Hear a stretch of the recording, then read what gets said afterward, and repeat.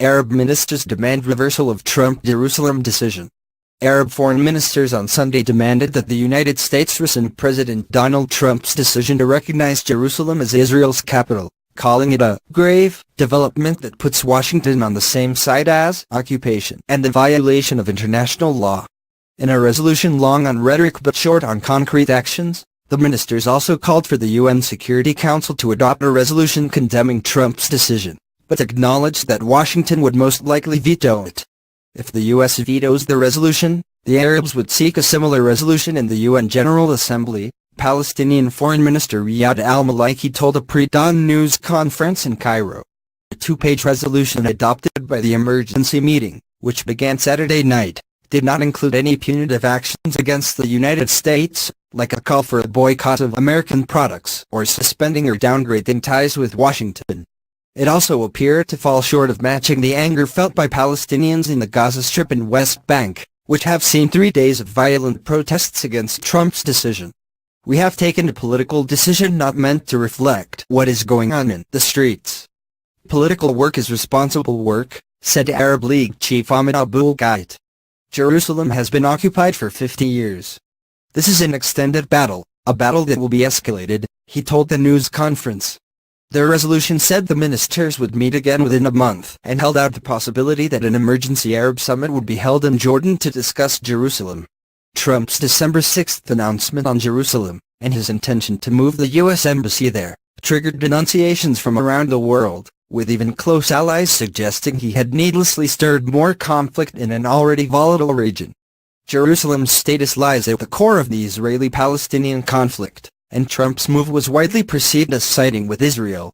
Even small crises over Jerusalem's status and that of the holy sites in its ancient old city have sparked deadly bloodshed in the past. Arab diplomats said some Arab League members had wanted a more hardline resolution, including punitive measures against countries that follow the U.S. example and recognize Jerusalem as Israel's capital.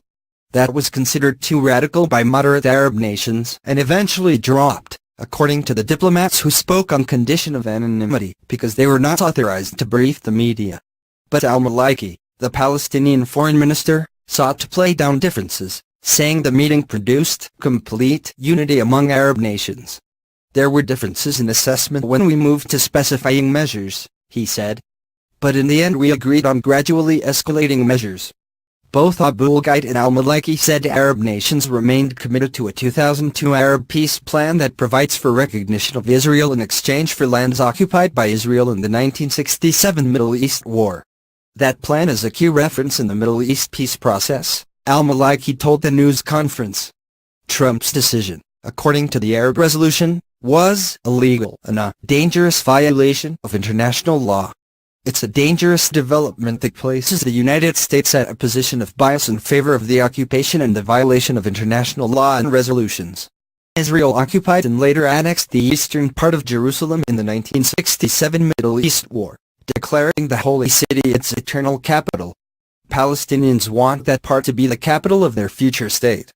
Trump's decision, said the resolution, also stripped the U.S. of its role as a sponsor and broker in the Mideast peace process, and undermines efforts to bring about peace, deepens tension and will spark anger that will threaten to push the region to the edge of the abyss of violence, chaos and bloodshed.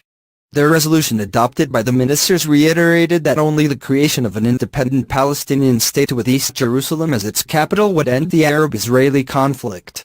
It also mandated the Arab League to launch an international media campaign explaining the gravity of the American decision. During a 2-hour session carried live on regional and local TV networks, the ministers gave speech after speech on the issue of